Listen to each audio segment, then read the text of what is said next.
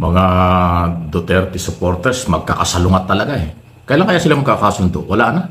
Parang lumalala ang kanilang galaw.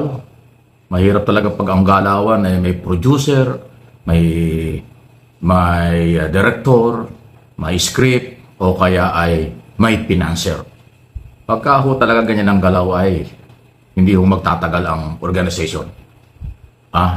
Hindi katulad ng voluntary, walang producer, walang financer, walang director, consistent yung programa at topic.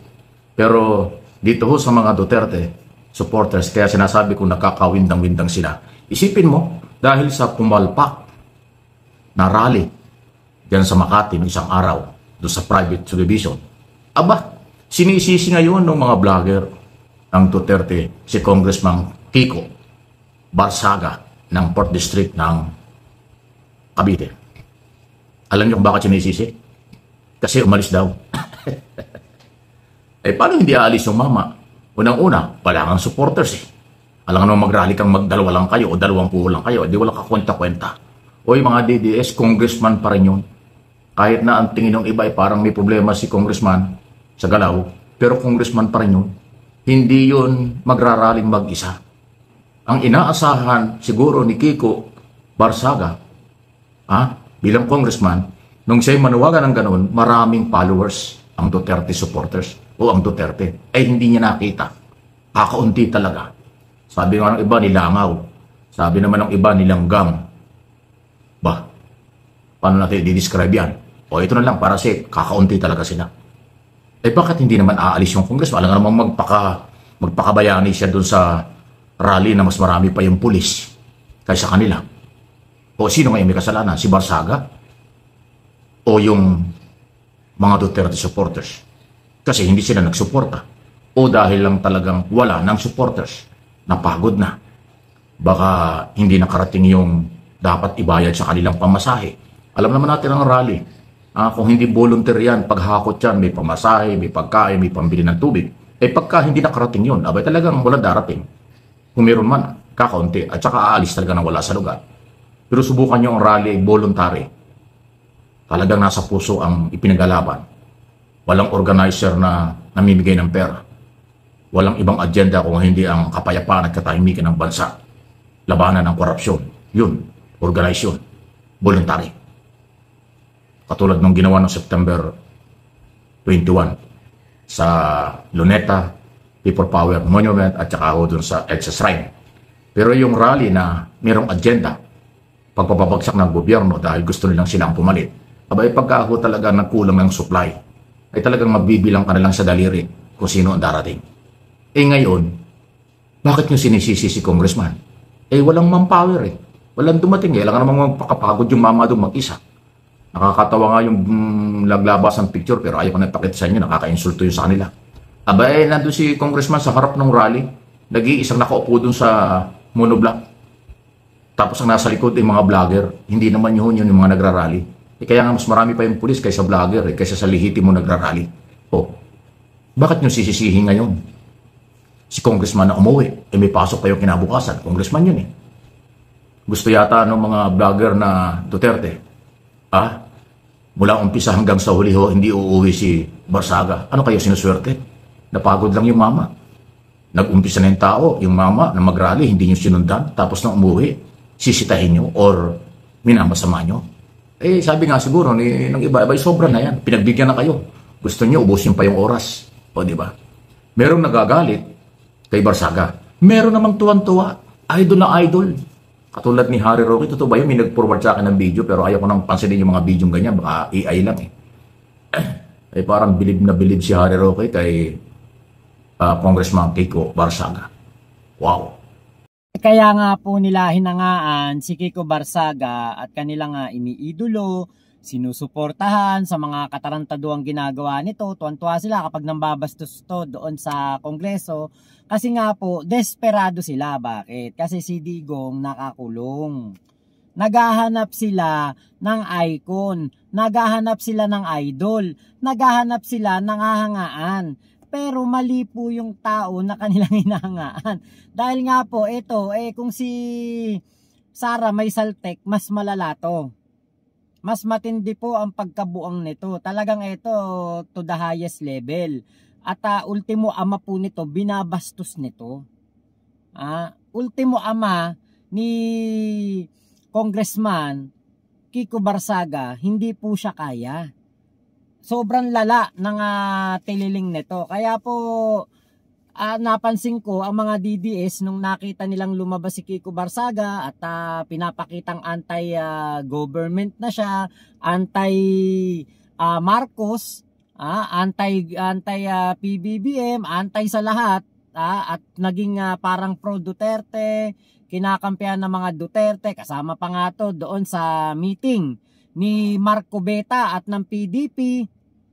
At pagkatapos ng meeting lumabas na po yung impeachment complaint laban kay PBBM nitong si Kiko na may toyo.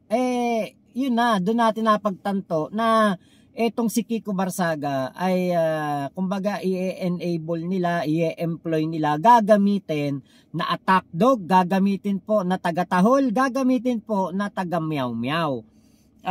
Kaya lang, kulang na kulang talaga yan at hindi po talaga sapat ang mga pinaggagawa niyan. Kasi po, okay, balik lang natin. Medyo hindi po kasi talaga tama ang kinikilos ni Kiko Barsaga noon pa, nung mga unang labas pa lang nito. Yung i-video si Sandro Marcos, magmamyaw-myaw sa sa plenaryo, may session kung ano-ano ginagawa, botohan ng bagong speaker, akala mo pakaway-kaway siyang ganon, di ba? Hindi na talaga tama yan Ngayon, aasahan pa ninyo na gumawa yan ng tama. Doon nga sa Kongreso, puro kaululan yan, puro katarantaduhan. Tapos aasahan pa ninyo na pagdating sa rally, sasamahan kayo niyan hanggang dulo. Ang tanga nyo naman. Eto, si Banat Bay. Dismayado dito. Eto. Meow-meow. Nagpa-interview sa media, then umuwi. Ayan, You went there, nag-meow-meow. Nagpa-interview sa media, then umuwi. Nung nanawagan siya, sumuporta po kami doon. Nung nanawagan siya na pumunta sa Dasmariñas, sa Forbes, sumuporta po kami doon. Kahit nga yung grupo ko nga, sumuporta rin doon sa Raha Soliman, no, nag-rally. Ang hindi ko lang maunawaan dito sa part na to, bakit po siya umuwi? Kung siya yung nanawagan at supposedly nangunguna. As a matter of fact, yung mga pulis nga doon, hindi alam kung sino yung organizer. Di ba, Congressman Kiko Barsaga, makinig ka, maganda yung pinaglalaban mo. Pero kaya ipaglaban ng mga vlogger yung ginagawa mo. Talk is not enough. We can do that. That is our role as a vloggers. Ang dami namin na lumalaban, matagal nang lumalaban dito. Then I was expecting you're going to lead that rally. Pero what did you do? You went there, nag-meow-meow, nagpa-interview sa media, then umuwi. Sorry to say, I'm a bit frustrated sa'yo. It's not nice. Kaya nung mga tao kahapon na nagpunta doon. You know Banat Bay, the way you English is not understandable. Huwag ka na mag-English, Banat Bay. Pucha, trying hard ka pa mag-English ka pa ayun yung una niyang video na ating napanood na natatawa nga ako kasi pa-English si Banat Bay. At ito nga si Meow-Meow nga, kino-question nila ba't umuwi ka agad. Yun ay isang pagpapakita lamang talaga na si Meow-Meow ay hindi po seryoso sa kanyang ginagawa. At hinahype lang niya ang pangalang Kiko Barsaga for branding. 2028 is coming. tandaan ninyo lahat ng kilos ng mga politiko na yan, na katulad ni Kiko Barsagan, trapong-trapo ang galawan. Siguro nakita niya sa mga nakakasama niya dating mga politiko, sa mga konsehal diyan sa Dasma, ganyan ang galawan ng isang trapo. So siguro yun ang idol niya, yun ang kanyang style para siya ay pumutok ang pangalan na Kiko Barsaga. And nagtagumpay naman talaga si Kiko Barsaga dyan dahil talagang putok na putok ang kanyang pangalan. Marami ngayong umiidolo sa kanya kahit na ang tingin namin na mga matitinong Pilipino may toyo si Kiko Barsaga. So ito pa po isang video. Ng news sa sinabi ni Kiko Barsaga. Realize ko, habang nanonood ako ng news sa sinabi ni Kiko Barsaga, ano sabi niya? Ilang beses ko narinig sa kanya to and it reminded me. At kaya doon medyo pumutok yung ugat ko. Slight lang naman. Pumutok yung ugat ko na sinabi niya paulit-ulit na he is willing to die. He is willing to die for his country. So, nung nire-rewind ko na, sabi ko, willing to die? Eh, bakit ka umalis kagad? If you're really willing to die, sana you should stay kasi people are already coming. Hindi naman mo pumunta ka, nag-hi, hello, meow, meow, tapos umalis ka na. Na-realize ko habang nanonood ako ng news kasi nagmeow-meow, malis na. Kasi nga kayo, mga ututo kayo. Hindi ko lang alam kung nasan yung yung litrato. Kung baka nandito saan ba yun? Meron akong litrato ni Banat Bay na tingin ko surang-sura. Busit na busit sa nangyari. Ito mukha surang-sura si Banat Bay dito Lintik na tong meow-meow na to, nauto ako kasi nga mga ututo naman talaga kayo. Nagpapaniwala kayo sa isang may tililing. Halatang-halata naman may tililing to Ako unang tingin ko pa lang dyan, pagkakita ko pa lang dyan, yung gumagano, putang di gagawin na matinong tao yan. Yung mga gumaganyan, buti sana kung artista siya. Kumbaga, kanyang karakter ay meow-meow. Hindi. Congressman ka. Ang ganap mo para kang pusang gala na sa oras ng trabaho na ikay pinapasahod ng mga Pilipino, nandun ka sa plenaryo, nandun ka sa session, nandun ka sa kongreso, meow meow, meow meow. Abay, wala na po talagang katinuan yan. Kaya pag yan nanawagan ng rally, huwag kang maniwala, huwag kang pumunta. Bakit? Katarantaduhan yan Hindi yan talaga, hindi talaga yan magtatagal. At yan, may mga prioridad. Meron po yung inaasikaso, inuuna.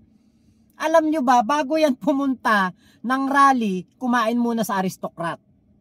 May kasama. Tapos, doon sa kanyang mga post, buong maghapon, meron siyang mga pinuntang basketball, laro ng basketball, nagsasalita siya dyan. Meron siyang mga pinuntang mga event, bago pumunta ng rally. Kaya nga nagtataka yung mga tao, bakit alas 10 ng gabi? Yung pala, kaya alas 10 ng gabi, kasi hindi kayo uunahin. Yung buong maghapon niya na yun, noong rally, na tinatawag niyang rally, October 12 rally, buong maghapon, meron siyang ginagawa para sa kanyang distrito. Tapos, bago pumunta sa rally, lumamon muna sa Aristocrat, nagpakabusog. Siyempre, pagkatapos mong lumamon ng marami sa Aristocrat, siyempre, ikay pupunta ng rally? Magtatagal ka? Siyempre hindi. Bakit? Ang sarap matulog, ang sarap mamahinga. Kaya pagdating doon sa Forbes Park o doon sa Dasmariñas Village, magmamamyaw-myaw lang, papa-interview, papa-hype, kunwari anti-corruption, pero ang pamilya ng dinastiya ng mga politiko sa Dasma. Paano naging anti-corruption yun? Tapos, di ba, pagkatapos niya pumunta doon, umuwi. Yun yung kinakagalit ni Banat Bay. Bakit umuwi kagad? Bakit hindi uwi? Busog, masarap matulog, mamahinga, umupo-upo, at maglaro ng video games. Kaya nga, the next morning, meron siyang ethics hearing ethics committee hearing. Doon po sa nireklamo siya sa ethics committee dahil nga po sa kanyang mga ginagawang katarantaduan nitong si Congressman Puno, hindi siya nakadalo. Ano sabi niya? Napuyat ako kagabi kakalaro ng computer games. Nagpapauto kayo dyan. Tapos ngayon nung nauto kayo, nagagalit kayo. Ay nako, banat bayat mga DDS. Mga bobo talaga kayo. Dahil lumalaban daw.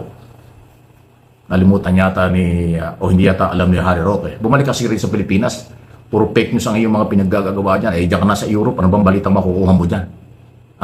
Hindi mo ba alam na mayroong ethics complaint, mayroong problema sa ethics committee? Nireklamo ni Congressman Puno yung congressman na hinahangaan mo. Dahil sa behavior, dahil sa attitude, dahil sa lahat ng kanyang ginagawa, nakakasira daw. Nakakasira sa Kongreso. Nakakasira daw sa institusyon. Yan ang sabi ni Congressman Puno, Deputy Speaker. Tapos idol na idol, hinahangaan ni Harry Roque. Nagkaano na kayo, nagkahawa-hawa na kayo. Ano ba yan? Anyway, tayo pong mga kababayan, kayo pong mga kababayan sa buong Pilipinas, basta consistent lang tayo. Tuloy-tuloy tayong lumaban sa katiwalian na nagsimula pa ang racket na yan sa anomalya mula ng Duterte administration at itong 3 taon ng Marcos administration. Nakita nyo pagka ang mga nagsasalita ay voluntaryong nagmamalasakit ng totoo sa bayan, hindi ho nagkakawindang-windang. Okay? Yung hindi tayo, wala kasi tayong political interest Ang interest na nagmamahal sa gobyerno at lumalaban ng totoo sa korupsyon, sinusuportahan ang gobyerno sa kampanyang ito. Walang script yan, walang director yan, walang producer, walang financier. Kaya tuloy-tuloy ang laban. At makatotohanan.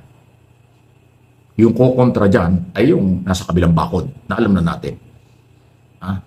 Wala kumbaga sa wala rin namang moral na ipagmamalaki. Kumbaga sa yung kanilang daladalang kliyente, daladalang produkto, mabigat ang handicap, mabigat ang bagahe. Betrayal of public trust ang problema. Corruption din ang problema. Paano mo naman susuportahan yung grupo na ang gustong ilagay at ipalit sa gobyerno ay meron din bahid ng korupsyon. Unfinished business ang impeachment laban kay Sara Duterte. Sabi niya, maliit lang daw yung 600 million. 1,000, 100, or 100,000 o kung ano man, milyon pera ng bayan yan. Hindi yan dapat pinagtatakpan, dapat pinananagot ang mga umabuso. Buhay pa si Piatos. Sino si Piatos? O tapos gusto nyo yung gumamit kay Mary Jane Piatos? Gusto nyo maging presidente?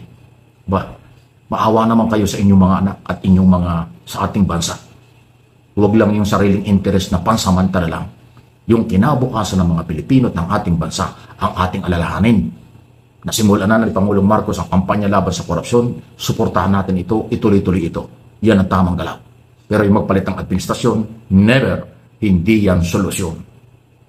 Kaya nga po Sir Mike, lahat ng nananawagan sa pagbaba ni PBBM bilang presidente, sumusuporta sa kahit sinong susulpot na tao, kahit sinong sumulpot dyan, susuportahan nila. Papalakpakan nila, idolin nila, basta kinalaban si PBBM. Ganyan sila mga kadesperado. Bakit? Hindi na umubra si Banat Bay. Mga vlogger ni Kibulok, mga vlogger ni Digong. Kahit si Eric Celis wala nang dating.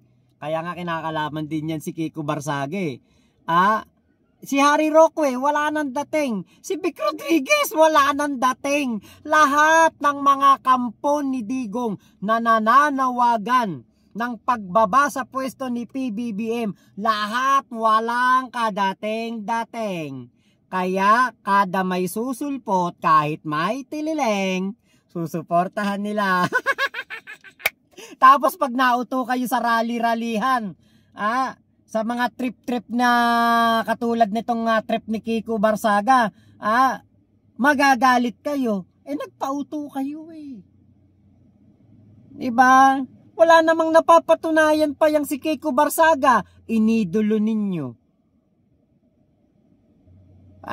Hindi nga ako makapaniwala. Biruin mo, PDP.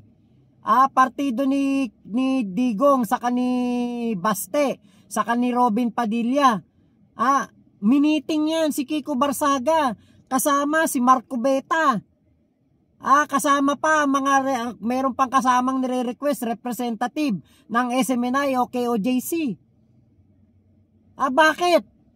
Para si Barsaga, Kiko Barsagang may tililing ang kanilang maging tuta at magsampa ng impeachment complaint laban kay PBBM. Pero walang nangyari. Hindi kinagat, walang kumagat. Epic failed. Kaya kayo, 'di ba, kilatisin niyo muna yung tao.